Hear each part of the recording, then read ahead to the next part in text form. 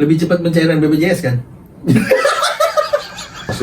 Jadi apa gunanya gitu anggaran banyak gitu. Kalau lebih bagus ASN itu hanya beberapa bagian penting aja, sisanya outsourcing aja gitu ya. Mohon dukungannya untuk podcast Nasi Kotak dengan Meninggalkan komen, like, dan subscribe. Gas!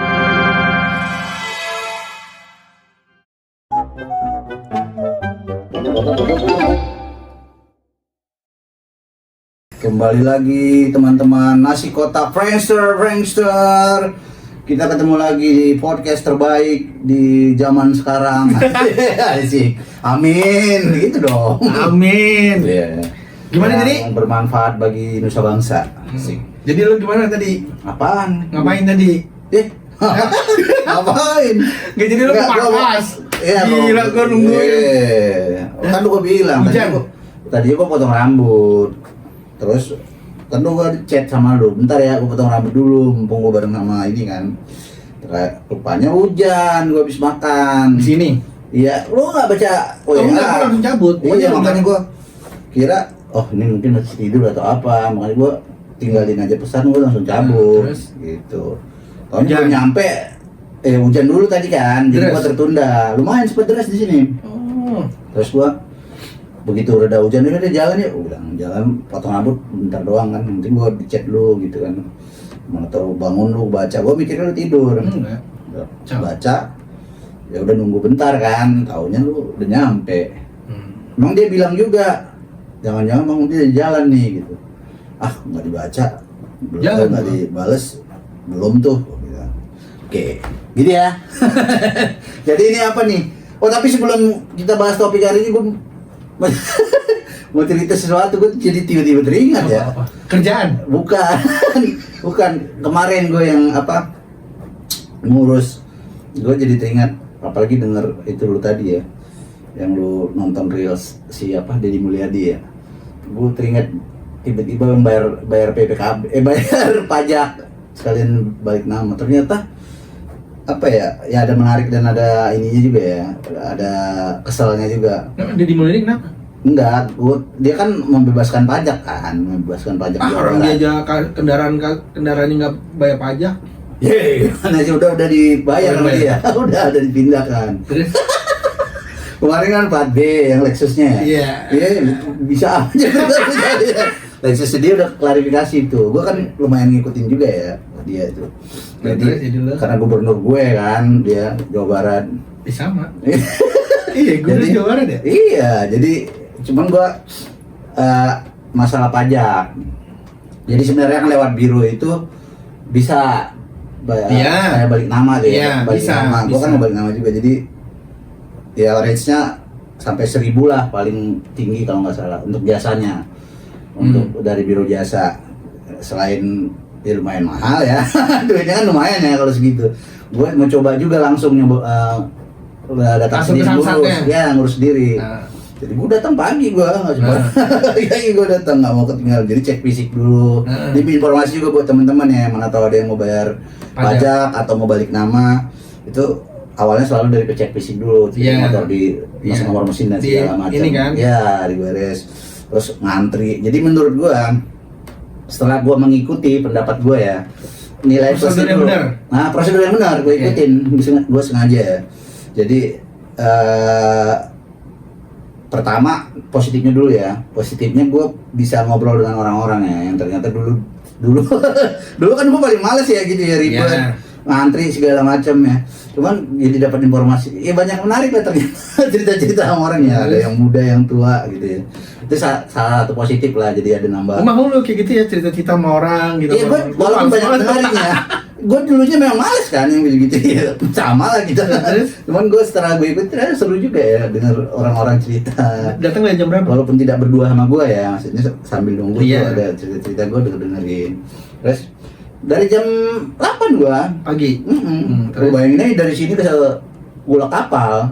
Jauh tuh. Iya, gue berangkat jam 7 dari sini. Terus? Jadi cuman ternyata gue setelah gue analisa, gue pikir-pikir ini juga bukan kritikan lah ya. Nggak apa masukan. Masukan buat Samsat. terkhusus Samsat secara umum birokrasi pemerintahan lah ya. Karena menurut gue itu semua khusus perpanjangan BPKB dan SNK kan, bukan yang lainnya kan? Harusnya menurut gue yang lainnya, karena gue jadi teringat juga mundur lagi ke belakang. Gue pernah lebih parah lagi, gue pengurusan di Sumatera, sumut-sumut segala macam urusan duit. Di sana gue pernah jadi gue salah satu trauma yang akhirnya gue ngurus apa-apa itu selalu pengen bayar dulu tuh. Karena gue pernah juga dulu zaman dulu nyoba untuk ngurus langsung dulu, ingat banget gue dukcapil ngurus apa gitu, lupa gue. Permasalahan KTP atau apalah, lupa lah pokoknya. Gue di Sumatera Utara gue datang, buset dah gue. Udah ngantri kan? Udah ngantrinya berantakan, umum lah ya, ngantri berantakan karena rame. Cuman pelayanannya gitu, ASN-nya songong gitu kan. Terus yang nanganin kita tuh anak-anak sekolah, gue ingat banget tuh, gue trauma banget di situ. Anak sekolah? Iya, anak-anak magang, masih pakai baju sekolah, dia nanganin kita. Sampai gue kadang-kadang pada saat itu ya, bukan kadang-kadang, pada saat itu gue kasihan gitu lihat bocah itu sampai dimarahin. Gimana sih lama gini kan? Tau lah orang Medan ya, suaranya jeng ya. Wow. Sementara yang saya selalu di belakang, ya gue bilang. Nah terus yang sini? Nah jadi ini kritikan dulu lah ya, bukan kritikan, masukan lah. Menurut gue setelah gue amatin, jadi gue dilempar ke pos-pos gitu, maksudnya setelah gue selesai di urusan cek fisik, gue lempar lagi, antri lagi di urusan B lah gitu, di loket ini untuk pengurusan cek berkas gitu ya, baru pembukuan segala macam, ada tahapan-tahapan yang menurut gue kalaupun dilakukan secara manual harusnya ya mereka gitu, maksudnya masa gue serahkan dari maksudnya ke cek fisik tadi, harusnya udah otomatis gitu, mereka punya tim dari cek fisik yang kalaupun bukan dia yang nanganin untuk proses selanjutnya, ya mereka aja yang nganter gitu. Ngapain? Ayo nggak sih? Jadi kita di keluarnya aja. Kan? Loket 6, loket 7, loket 5. Iya, gitu, maksud gua, kalaupun harus bayar, ya administrasi untuk mindahinnya itu ya nggak apa-apa menurut gua gitu. Jadi kan salah satu selain lama, crowded gitu. Wasting time banget ya. Iya. Nah, terus akhirnya itu gimana? Ya gue ikutin, Ya, akhirnya nggak selesai. Iya. Nggak selesai, waktunya udah keburu habis. Itulah ujung-ujungnya panjang kan. Kan ujungnya nggak selesai. Iya, nggak selesai akhirnya gitu. Cuman gue udah lebih dari setengah jalan, jadi mau nggak mau gue lanjutin nanti gitu. Mungkin atau Senin atau Selasa. Bisa. Tapi gue udah lebih dari setengah jalan kan, jadi mungkin gue udah lebih nyantai lah ya. Dari awal itu yang ribet, ngantri kendaraan dan segala macam. Panjang deh. Panjang, lumayan menyita ini. Cuman gua awal-awal menikmati lah ya. Awal-awal gua coba untuk menikmatin. Terus lama-lama, buset.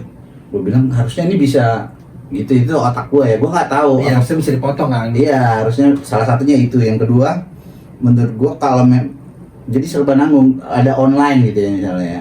Kan online sekarang disediakan kan, masih layanan online. Harusnya sudah tidak, itu dari dulu sih sebenarnya, dari mulai sering banyak layanan online. Sudah digital ya udah digital aja lah semua gitu, ngapain lagi ada print, fotokopi dan segala macam itu. Jadi gua berulang-ulang tuh fotokopi lagi. Iya tuh, gua terus. Iya maksud gua harusnya sih ya, gua nggak tahu apakah di luar negeri seperti itu ya, di negara-negara maju. Maksudnya lu masukin nick aja seharusnya udah terdata semua ya. Lebih cepat pencairan BPJS kan? Iya. Kurang dari 4 hari cair, ya kan? Gitu harusnya. Birokrasinya memang beda-beda menurut gua. Ya, apa ya? Ya memang gua nggak tahu lah, nggak bisa menyalahkan juga, mungkin kitanya belum siap gitu ya, secara sumber daya manusia dan sistem mungkin juga ya. Kita belum siap sampai sejauh itu. Sebenarnya sih harusnya dengan memasukkan nick segala macam itu kan sudah bisa diterkoneksi ya. Ya, tapi kan itu motornya kan motor kalau memang mau online-nya gitu. Ya maksudnya kalaupun misalnya motor atas nama lu, misalnya, atau kendaraan atas nama lu, mau pindahin ke gua, kan tinggal minta harusnya ya, lu masukin nick lu, duduk.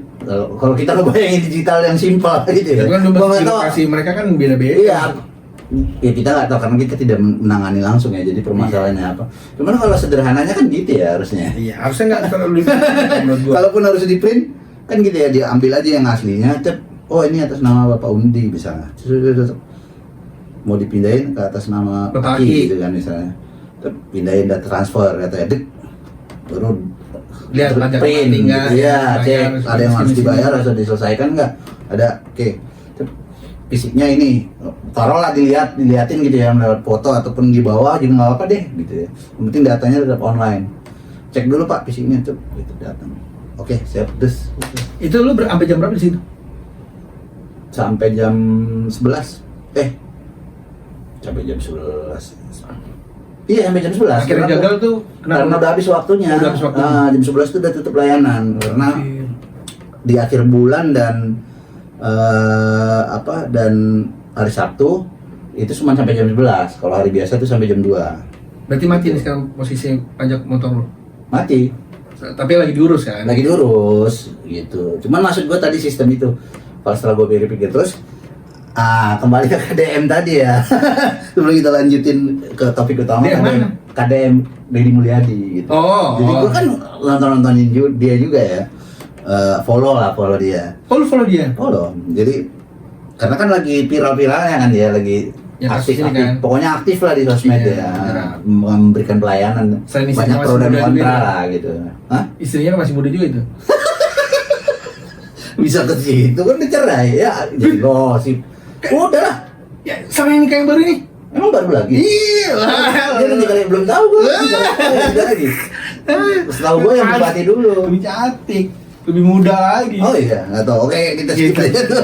Pokoknya pernyataan dia terkait ini ASN akhirnya gue kebetulan juga gue nonton itu bahwa dia ngomong gini, ini yang kontroversi juga mungkin ya, dia ngomong ASN misalnya banyak di ASN itu tidak bisa misalnya apa ya, kalau bersih pokoknya pekerjaan teknis lah ya, cleaning service atau apa tidak bisa ASN, akhirnya pakai outsourcing, intinya gitu. Gue lupa detailnya ya. Akhirnya pakai outsourcing lagi. Akhirnya banyak ASN yang tidak ada fungsinya, tidak punya skill. Digituin sama dia. Kita makin masang genteng, sempet kan? Sempet aja. Dia bilang harus pakai outsourcing. Jadi apa gunanya gitu, anggaran banyak gitu. Kalau lebih bagus ASN itu hanya beberapa bagian penting aja, sisanya outsourcing aja. Digituin sama dia. Iya juga ya gue bilang. Karena kadang-kadang sulitnya adalah gue nggak bayangin ya, gue coba memposisikan diri gue juga sebagai ASN ya gitu ya, sebagai orang yang diomongin sama dia. Gue kalau umpamanya ada ego juga memang, karena udah terjamin, ngerasanya gitu kali ya. Gue udah terjamin kok gitu. Apalagi cara masuknya bisa aja dulu ya, walaupun sekarang katanya udah bersih kan. Dulu caranya menyimpang atau bayar atau apa kita kan nggak tahu ya, sehingga dia ngerasa ya susah juga. Iya, mental itu. Makanya ada yang ngomong juga ke dia bahwa ini sistem yang rusak dari dulu gitu. Dia kan setahu gua grassroots-nya kan dari orang bawah, Deddy Mulyadi ini, jadi orang ojek kan. Oh nggak tahu gua Iya, sejarah dari awalnya memang orang dari bukan komunitas, dari orang bawah, orang yang dari grassroots. Jadi memang dia ngelihat lingkungan sama sekitarnya itu memang dari kacamata, dari pengalaman dia di bawah kan. Kalau orang-orang kan banyak kan ngeliatnya dari kacamata dari atas kan. Kalau dia kan dari bawah, lihat kehidupan sosial dari orang-orang yang dalam tanda kutip miskin kan dia bisa ngelihat kan tuh. Dan memang gerakan-gerakan dia di sosial media gue lihat menekankan di situ ya, budaya-budaya, terus apa hal-hal yang bersifat grassroots tadi lah ya, kalangan bawah. Kacamata dia menyentuhnya. Capture-nya pas dia dengan situasi kondisinya dia yang pernah dialamin waktu dia dulu. Oke, keren Kang Deddy ya, mudah-mudahan konsisten lah. Aku biasa aja. Lu biasa aja ya? Gue si RK lah, Ridwan Kamil. Gue RK lagi. Apa mau bahas itu? Kasus. Jadi menurut gue kembali lagi ya. Selama gerakannya positif, gue dukung. Cuman gue memang wanti-wanti juga ya, kadang-kadang kan image yang dibangun, gue bukan bersuujon lah ya, gue tetap berusaha positif, apalagi gubernur gue kan sekarang. Si ini masuk di KDM. Iya, kenapa image yang dibangun kan dia membangun image di sosial media kan yang bagus.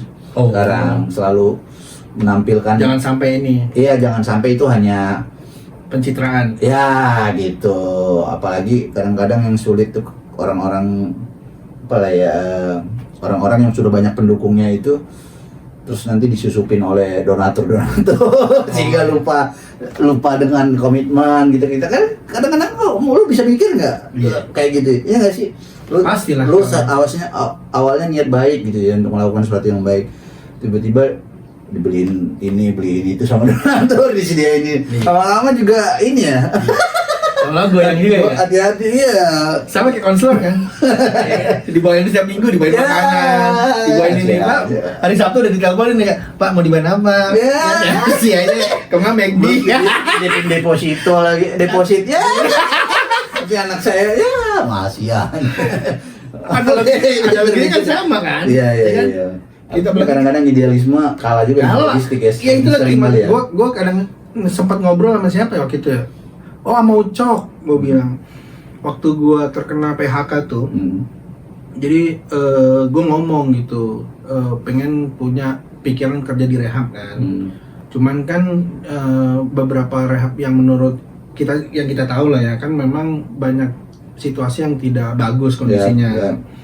Nah, gue tuh berpikir tadi kita nyambungin masalah idealisme tadi, pada saat kita sedang butuh pekerjaan, pada saat kita butuh untuk menafkahi keluarga kita dan kehidupan kita, ada situasi yang menawarkan hal kayak gitu, gitu.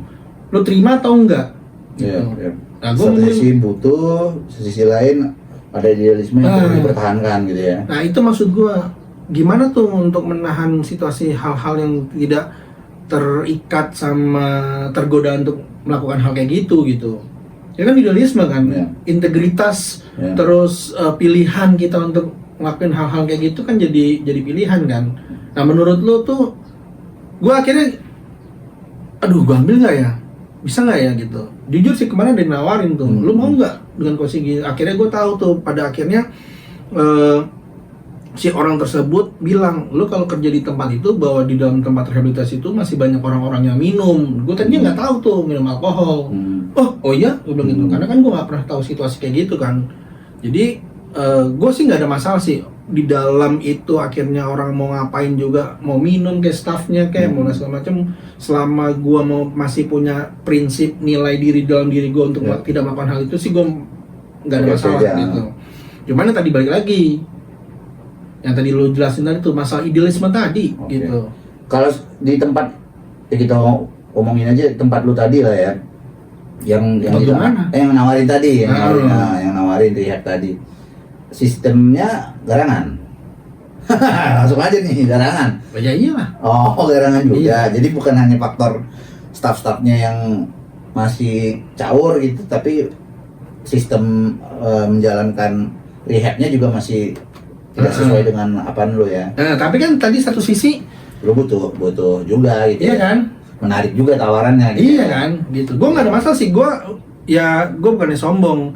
Sampai saat ini gue masih bisa menahan diri untuk tidak melakukan hal-hal yang di luar nalar untuk minum alkohol, rokok, menggunakan drugs di dalam. Gue enggak lah, gue untuk situasi itu. Tapi gue butuh, gitu. Ya jadi gue jalan setengah. Enggak, ya gitu. Akhirnya lu udah ngambil putusan? Belum ada yang nawarin lagi. Enggak, tempat yang nawarin itu maksudnya? Ya gua ambil usaha enggak. Enggak, oke. Gitu, enggak lah. Kalau di gua ya coba ngasih pandangan ke umpamanya gua gitu. Lo nih misalnya lo. Umpamanya gua dalam kondisi itu. Kalau staffnya yang ngaco-ngaco sih gua nggak peduli lah intinya ya, selama gua bisa menahan diri, coba bisa cover diri gua, karena menurut gua yang kayak gitu-gitu itu nanti akan lenyap dengan sendirinya menurut gua dan menurut pengalaman yang gua alami. Tapi sistem rehab yang garangan gua kan dikontra lah ya sebisa mungkin.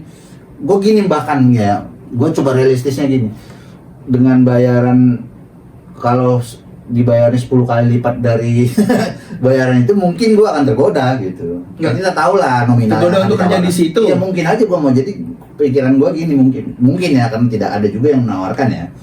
Kalau dibayar 10 kali lipat dari yang umumnya dibayarnya mereka gitu ya, dibayarnya kita konselor di tempat garangan, mungkin gua akan ada kepikiran ya udahlah gua coba ambil 5 bulan aja untuk nabung gitu misalnya, kan bisa aja ya, karena nominal bisa. Setelah itu gua cabut aja cari aman gitu ya, karena kan ngeri ya kita dimusuhi komunitas ya, banyak hal lah selain hati nurani lah, kita sisihkan lah hati nurani, anggap aja lah tergerus dengan kebutuhannya, tapi kan kita juga pikirin dimusuhi sama orang, komunitas aja lah dulu, belum orang-orang yang kita kita rampok lah ya istilahnya keluarganya. Jumpa di jalan lu dibelek leher lu. Ini anjing yang ngemeras gua nih, jangan terus keluarga gua kan ya iya sih. Iya. Itu belum lagi teman-teman kita yang satu komunitas lah ya. Iya. Parah sih anu gitu. Terlepas kita nggak peduli dengan omongan orang, tapi ya ini juga lah ya. Maksudnya itu kan sesuatu yang nggak baik ya. Gitu sih gua melihatnya. Tapi di satu sisi itu tadi gue ngeliat, duh gila, anak bini gue mesti makan, ya kan, gue dengan kondisi kan misalnya dirumahkan dalam kondisi secara mendadak, itu kan belum ada plan gitu. Itu kan mesti butuh prepare kan untuk hal-hal kayak gitu kan, nggak bisa kalau bahasa orang Jawa itu saknyet gitu, jadi gini langsung bermanuver ke sini ke situ ke sini gitu kan, begitu mudah, nggak segampang itu. Memang ada beberapa dari teman gue tuh bisa bermanuver dengan cepat gitu. Karena menurut gua ada beberapa dari mereka tuh yang usahanya masih produktif. Mereka bisa kerja di tempat dalam kondisi yang formal gitu. Nah, kita dengan kondisi yang udah cukup berusia, terus yang bisa hanya skillnya dalam penanganannya untuk sama di satu sektor aja gitu kan, agak menurut gua masih butuh effort yang lebih untuk melakukan hal itu gitu. Gitu sih menurut gua. Jadi ya berpikir gua sebenarnya gitu, aduh gimana ya dengan hal kayak gini ya. Ya mungkin teman-teman bisa yang pernah bekerja dengan situasi dan menghadapi hal-hal kayak gini tuh bisa komen. Oke, komentarnya ya, atau punya pengalaman yang sama. Khususnya teman-teman konselor lah ya. Sekarang dalam hal ini konselor tuh dilema juga ya. Dalam masa dilema juga ya, dilematis ya.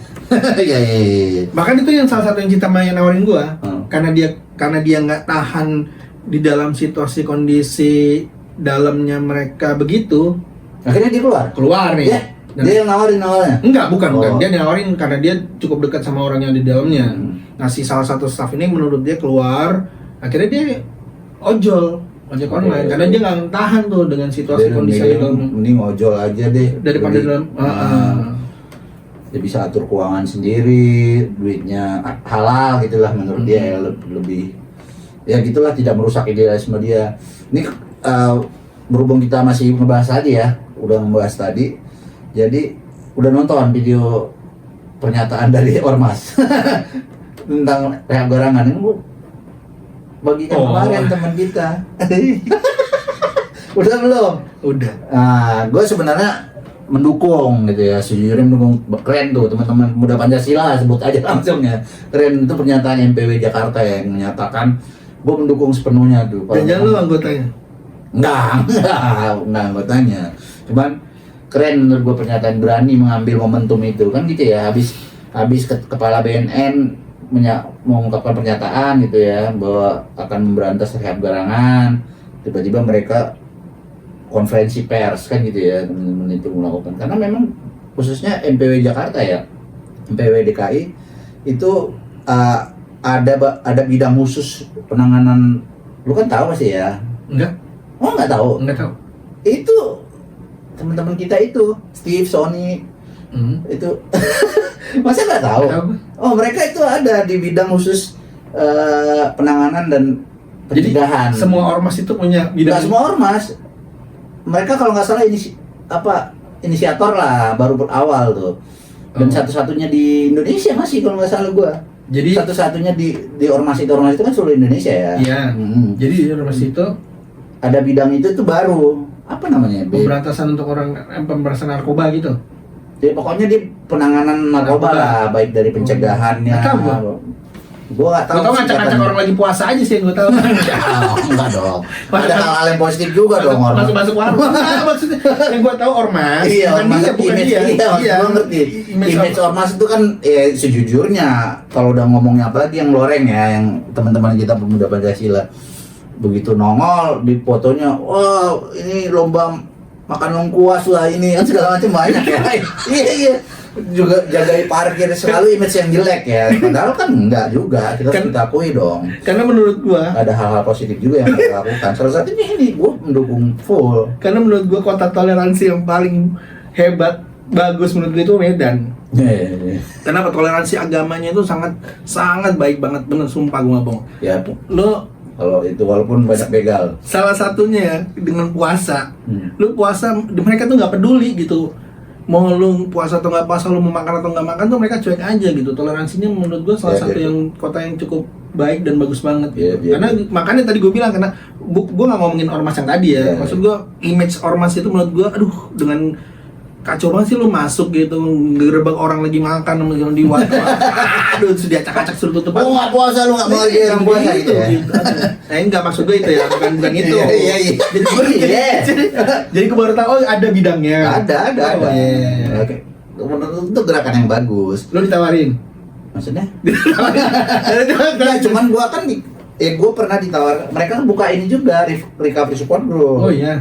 Meeting mereka. Gue ditawarin juga untuk datang meeting itu. Cuman jarak, kalau Jakarta Barat kalau nggak salah jauh banget. Gue dari sini intinya gue jauh banget dan itu kawasan macet. Jadi gue ya belum pernah datang lah ke situ. Yang datangnya gue kan yang di ini aja dia kan. Yang di universitas itu? Ya di Paramadina itu, itu doang gue datang. Tapi teman-teman itu juga yang gerak di situ. Bagus dong, gerakan yang bagus. Dan statement itu gue dukung, walaupun gue belum bertanya sih kepada teman-teman itu, gue belum ketemu lagi. Gue pengen nanya sebenarnya, yang pengen gue tanyakan yang mana tau denger apa gerakan realnya gitu, apa yang mau mereka lakukan, apakah mereka grab itu kan mereka tahu ya, pasti mereka punya datanya tuh, apalagi orang-orang semua kan rata-rata senior tuh di dunia rehabilitasi kan. Kopassus itu dari iya, mereka tahu pasti data-datanya, cuman karena kembali lagi kejadian yang kemarin kan. Yang ketangkep kan, yang ditangkap siapa? Yang EMM. Yang ditangkap gara-gara mau ngeluarin yang garangan. Akhirnya ketangkap, itu ada case kan terjadi kan. Maksud gua apakah tidak terulang lagi yang gitu kalau main apakah kuat, maksudnya apakah pernyataan, kan dasarnya adalah pernyataan kepala BNN tadi ya.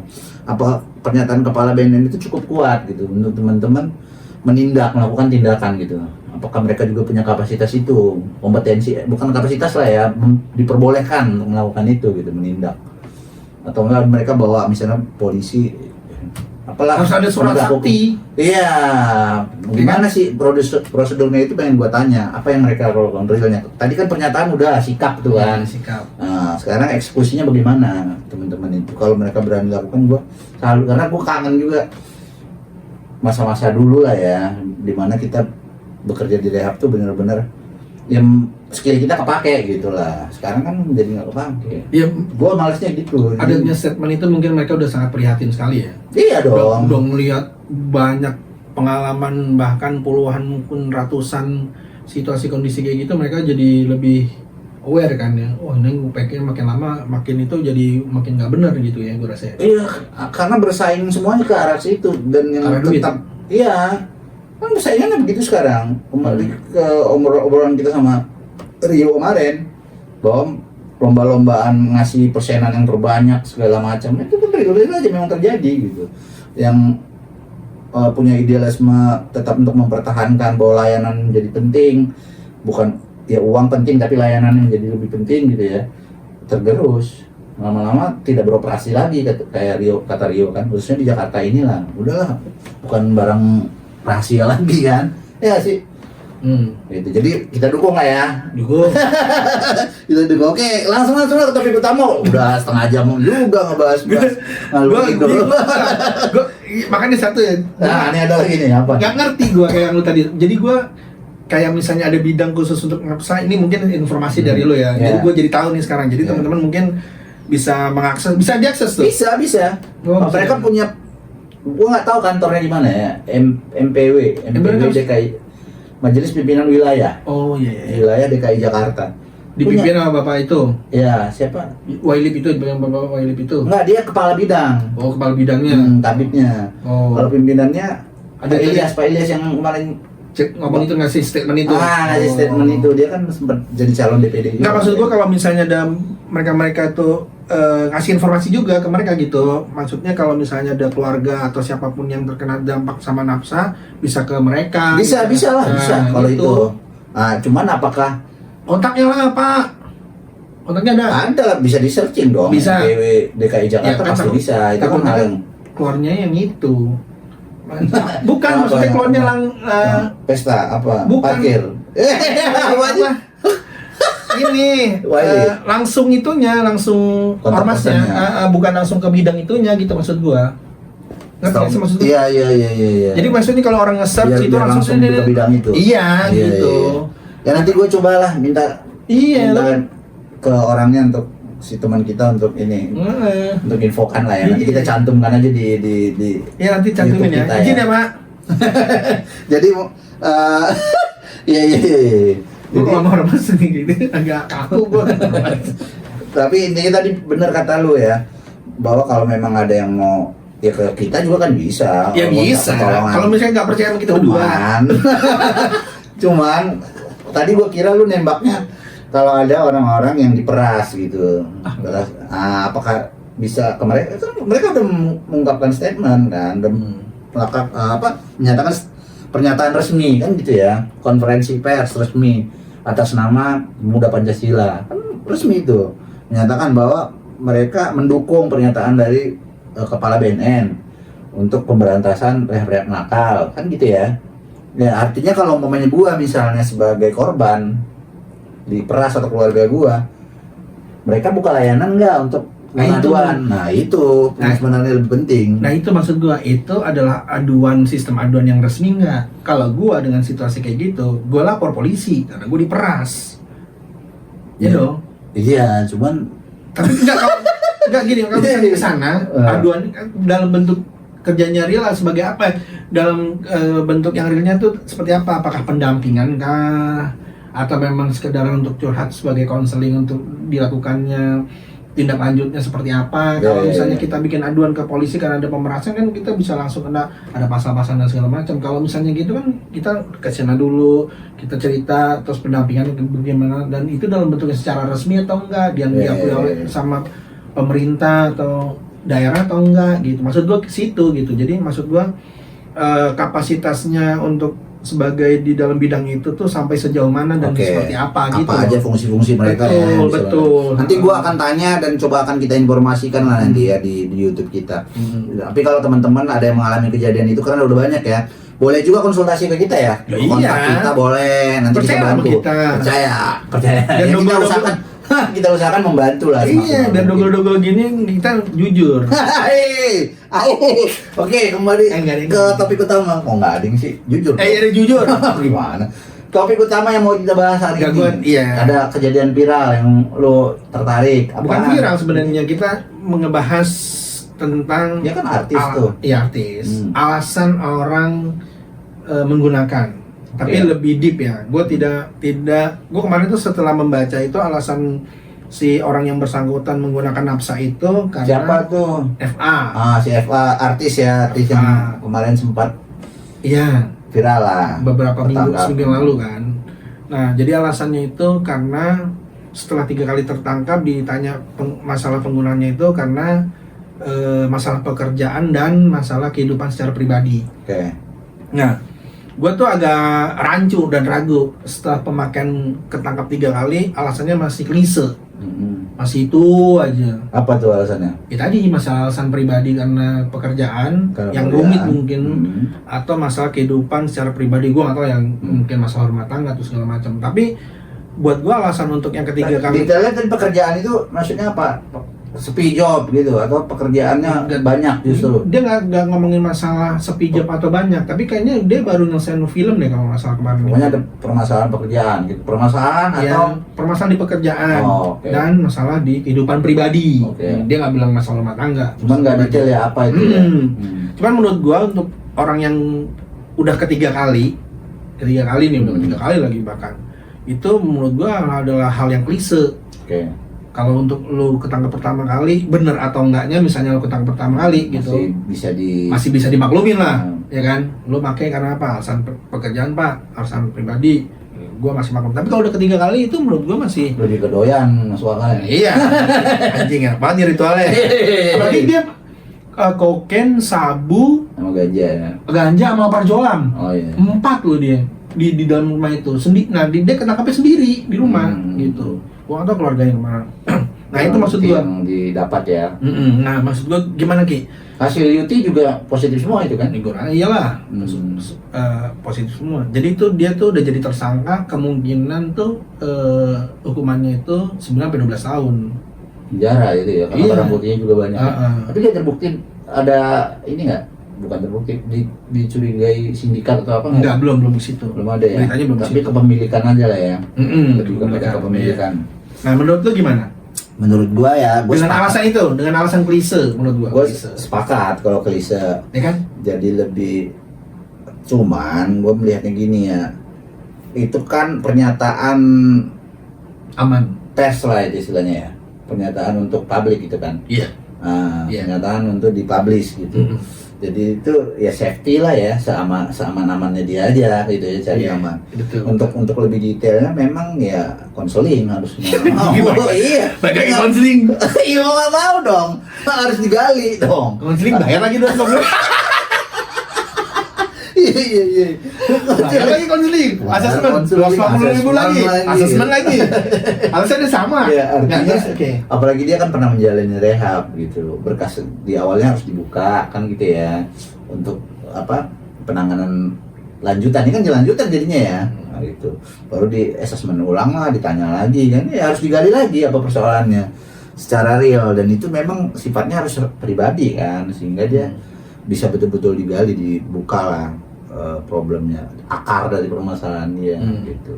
Bisa jadi benar, bisa jadi juga ya, cuman karena udah berulang kali menurut lu dan menurut gua juga jadi agak elah gitu Iya kan? kan. Nah, terus Masih aja gitu. Lebih ya menurut gua yang paling mudah ya, selain tadi ya masih doyan, ya mungkin dia mau lari aja dari kenyataan gitu. Itu kan cara paling gampang kita untuk lari dari menghadapi kehidupan ya, atau Tapi kan- menikmati kehidupan. seperti yang gue bilang tadi, emang kita sebelum tik mengenai orang make lagi ya. Orang make lagi nih maksud gua. Jadi kan harusnya mereka tuh bisa mikir gitu. Ada hal-hal yang lain atau hal-hal yang positif yang bisa dikerjakan pada saat situasi mereka tuh kondisinya sedang tidak bagus secara fisik, mental, emosional. Bener dong? Pelariannya kan nggak cuman ini doang gitu. Dia udah tahu, dia tahu tuh untuk melakukan segala sesuatu, dia tahu resiko dampaknya pada saat dia menggunakan, Apalagi pernah rehab gitu ya. apalagi pernah rehab. Nah, lu kan pada saat situasi gini kan mestinya udah tahu gitu. Wah, gua harus cari alternatif positif, atau kalau bahasa psikolognya tuh melakukan sublimasi lah. Gitu, melakukan segala sesuatu hal yang positif yang kira-kira untuk menghindari pikiran-pikiran negatif, aktivitas yang positif gitu. Kenapa dia nggak melakukan hal itu? Oke. Ya, yang pertama kalau dari pendapat gue sih, memang kembali lagi harus kita tahu dari orangnya. Iya, karena apakah memang dia sudah punya atau tidak kan kita perlu tahu ya, punya itu tadi apa namanya, Barangnya tadi. kemampuan itu untuk mencari hal lain yang positif, yang bisa, yang paling enggak mengimbangi lah, yang levelnya hampir sama dengan itu kan gitu ya. Apa istilahnya, supaya saat lu galau lah, yang paling sederhana lah ya, saat lu galau yang biasanya lu pakai gitu untuk menghilangkan galauan lu lakukan hal yang positif kan, maksud lu itu kan, lakukan hal positif, benar, supaya jangan pakai gitu. Apakah dia udah temukan itu atau enggak kan kita nggak tahu ya. Gitu. Berarti waktu dia kemarin 7 bulan nggak ngajarin apa-apa? Bisa jadi, makanya kita harus digali dulu kan gitu. Ngapain coba tuh dia? Atau dia sekedar dianya justru yang berdrama gitu ya, gue yang penting lewatin aja 7 bulan. Gua nggak peduli. Bisa jadi. Benar, bisa jadi. Dia pura-pura aja ngikutin rehab, pura-pura iya ini, ditanyakan coping skill lah itu istilahnya ya. Apa hal-hal yang lu bisa lakukan untuk mengatasi, iya gue punya ini A B C D, padahal di servis doang.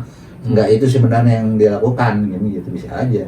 Makanya kejadiannya harus komplit. Kita ini si FA tadi. Tapi kembali lagi ke pembahasan yang kemarin, menurut gua, sempreng banget suara gue.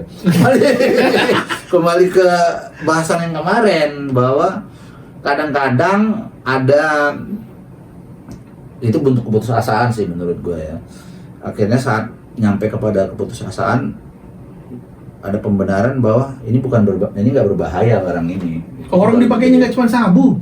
Ya mungkin aja dia merasa semua itu, namanya orang belum menemukan titik ininya, titik dalam terendah dalam hidupnya. Iya, mungkin kan kita nggak tahu, makanya kita harus tanya, harus tanyakan, harus benar-benar dapat informasi yang komplit tentang itu. Jangan-jangan gitu kan bisa aja bahwa sebenarnya dia belum merasa itu sebuah masalah dia dengan narkoba hanya polisi, hanya ketangkap. Iya, bisa. Kan ada orang yang gitu ya. Bisa jadi.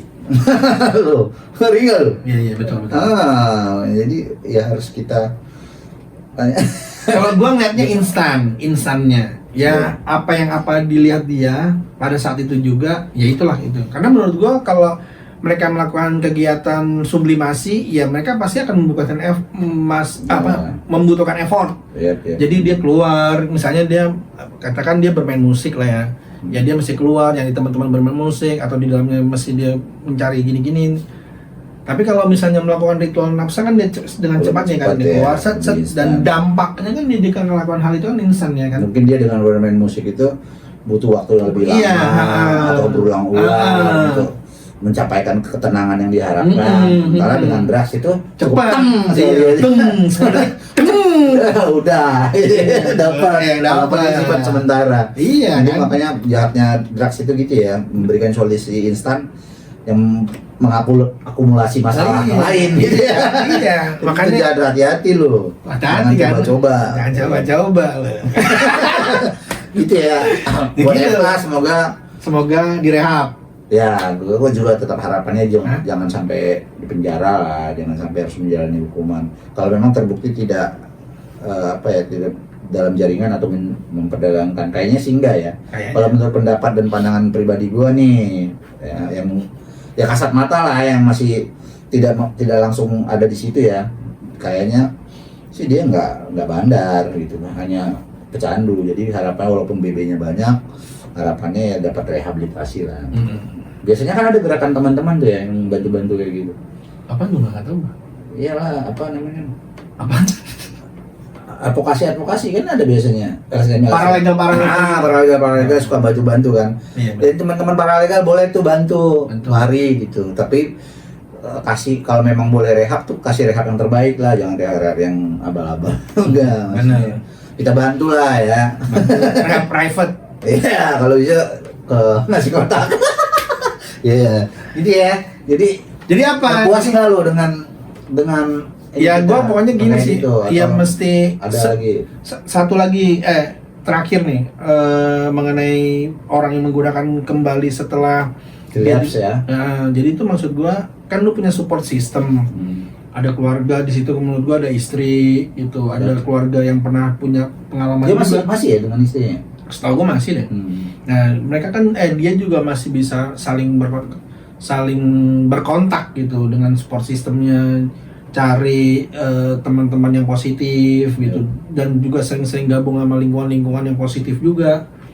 Karena gue ngeliat juga kalau misalnya terlalu introvert ke dalam terus nggak ngapa-ngapain, terlalu banyak mengurung diri dan segala macam, itu akhirnya membuat kita pikirannya kemana-mana yang akhirnya nggak jelas gitu. Apalagi tekanan dia dalam dunia pekerjaan kan cukup tinggi. Nah, tekanannya, goda-godaannya gitu ya. Kan juga menurut gue salah satu beberapa generasi muda dalam dunia perfilman itu kan muncul kan. Banyak saya ngeliat, oh ini yang masih muda bagus nih. Sementara sih kita yang senior nih, gue kayaknya udah tersisih nih. Ini udah gak pakai lagi nih. Iya, insecure kan, jadi kayak gitu. Jadi menurut gue itu salah satu tantangan juga untuk mereka nggak mau keluar gitu. Makanya cari support system yang positif gitu. Jangan ngomong gitu, maksud gue ngomong gitu. Gue lagi dalam masalah kayak gini nih, gimana untuk melakukan hal-hal yang positif gitu. Jadi jangan dipendam sendiri, akhirnya lo ngambil keputusan yang akhirnya salah. Itu lo gunanya konselor ya. Ingat. Lo butuh bantuan profesional. Iya, butuh bantuan konselor, asesmen. Memang untuk kita ya, teman-teman yang ini secara umumnya ya, bukan hanya buat kalangan artis, secara umum teman-teman yang bermasalah dengan kecanduan, cara kita untuk selamat memang salah satunya yang paling penting menurut gua adalah jangan malu-malu minta bantuan. Betul, kan? Betul. Jangan selalu mengandalkan diri kita sendiri. Betul. Gitu ngomong gitu, lu ngomong. Mau ngomong sama orang paling terdekat lu nanti melalui kita ya nggak ada masalah. Iya, komen di bawah kan gitu. Di bawah. Sama kenapa tuh lu ngomong gitu, jangan lu mendem diri lu sendiri. Ya, benar. Udah gitu ya. Oke, selanjutnya nih terakhir nih. Ini gua Apaan? setelah menunggu tadi tuh muncul di reels gua gitu. Ya, buat orang yang terinfeksi HIV/AIDS. Kayak ada kejadiannya ada di mana kejadian di Purbalingga. Kayak di Jadi Purbalingga. anak dan ibu ini kan gua rasa dirawat di rumah sakit gitu. Oke. Terus mungkin karena minimnya informasi dan edukasi, jadi akhirnya mungkin tidak tidak dilayani dengan baik. Akhirnya Tidak ditanganin juga. tidak ditangani dan dilayani dengan baik. Akhirnya anak dan ibu itu meninggal. Oke. Nah, sayangnya pada saat proses pemakaman itu, proses dalam rumah sakit tidak ada keluarga yang menemani. Jadi memang benar-benar dibiarin aja di situ, seolah-olah memang udah ditinggalin aja kayak gitu. Nah, gua masa lihat tuh ada beberapa relawan-relawan dari Purbalingga tuh ngeliat wah mereka membantu gitu Akhirnya mereka yang memanusiakan lah, penguburan ya. Gitu membantu ambulansnya, membantu penguburannya, jadi nggak ada keluarga sama sekali. Nah, menurut gua itu menjadi catatan juga untuk minimnya informasi edukasi bahkan di dalam lingkungan kesehatan sendiri mereka masih melakukan stigma dan diskriminasi gitu kan. Nah, maksud gua untuk kita tuh bisa memberikan edukasi informasi terkait dengan HIV/AIDS ini ke layanan kesehatan. Ya, gitu. termasuk juga di podcast ini nanti ya. Nantilah. Kita janji akan kasih edukasi terkait HIV dan AIDS bahwa ini tidak seperti yang dibayangkan orang-orang gitu ya. Karena kejadian-kejadian gini miris. Gue tadi baca juga kan sepintas yang gue bagikan. Menurut gue juga ngeri lah. Ngeri kan? Iya, di layanan kesehatannya sendiri loh. Iya. Mereka nolak gitu, disuruh pakai sarung tangan. Iya, disuruh pakai sarung tangan segala macam. Jangan megang ini, jangan megang itu, bekas ini, bekas itu. Berarti mereka tidak paham penularannya dari mana sebenarnya gitu ya. Jadi menurut gua salah satu yang menjadi tonggak untuk mereka itu bisa paham adalah bagaimana memberikan informasi edukasi itu tentang HIV/AIDS itu yang benar. Ya. Itu mengurangi stigma dan diskriminasi dengan apa yang udah dilihat selama ini bahwa HIV/AIDS itu sangat menakutkan, menular dengan sebegitu mudahnya, nggak kayak gitu juga gitu. Jadi Bahwa penularannya ada dan ada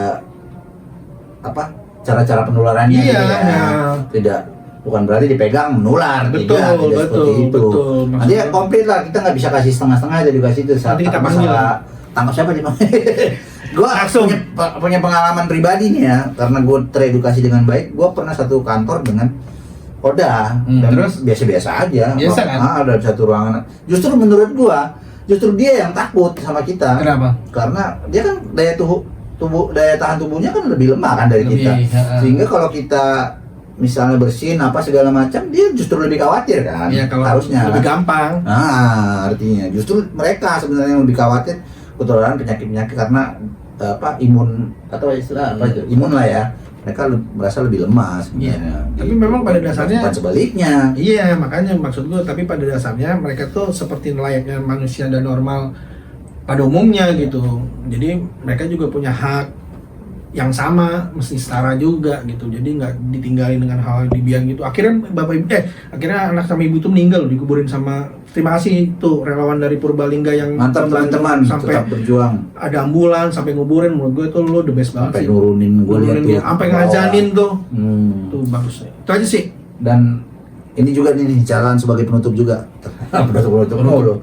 Tapi ini penting supaya teman-teman juga tahu sebagai gambaran awal lah ya sebelum kita edukasi nantinya bahwa tidak semua lebih cocok bahasanya, artinya kayak contohnya anak kecil tadi lah ya.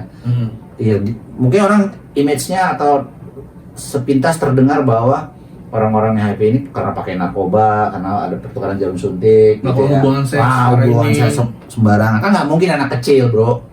Nah, lu harus tahu juga nih kenapa anak kecil nggak mungkin dia nyuntik kan, anak kecil gitu. Tapi dia kena gitu, jadi jangan menghakimin gitu bahwa ya memang dia yang salah kok gitu. Seakan-akan kan gitu ya. Kalau dia nggak aneh-aneh, mana mungkin kena gitu. Bisa saja dia diturunkan dan segala macam. Ada faktor-faktor lain yang nanti secara tuntas akan kita kupas. Ada statement bagus nih, belum benar-benar. Gue masih ingat banget statement itu. Ada statement gini, ada kita tidak perlu lagi mencari tahu kenapa ular itu masuk ke dalam rumah, katanya. Tapi saatnya kita tuh bagaimana caranya kita untuk segera mungkin untuk bisa mengeluarkan ular itu dari rumah itu gitu. Jadi nggak perlu lagi lu tuh sebabnya karena HIV itu kena apa, gara-gara siapa, lu pasti kena gini, gara-gara itu, nggak perlu lagi kayak itu. Jadi lu sekarang ini saatnya bagaimana orang ini kena, misalnya bagaimana cara penanganannya dengan tepat, misalnya pengobatannya yang bagus supaya mereka bisa hidup dengan baik dan benar. Apa namanya, bagaimana memperbaiki kualitas hidupnya mentalnya juga bagus, gitu. jangan Nggak perlu lagi ini. nanya lu ini lu banyak yang stigma diskriminasi, sementara hidup kita juga masih belum Iya. benar, lebih benar daripada mereka. Iya benar. Gitu kan? Gitu Gue sih. punya teman gue dulu baik benar, yang satu kantor gue. Menurut gue hidupnya ya tidak aneh-aneh lah gitu. Jadi nggak pantas sih menurut Terus gua. karena idealisme akhirnya dia jadi gak benar. Oke itu aja ya. Oke. Jadi, pokoknya kita janji kita Iya. akan edukasi teman-teman soal isu HIV dan AIDS tadi. Betul. Janji. Oke, nah kita Itu udah aja. narsum. The best narsum. The best langsung. Oke? Nasi kota.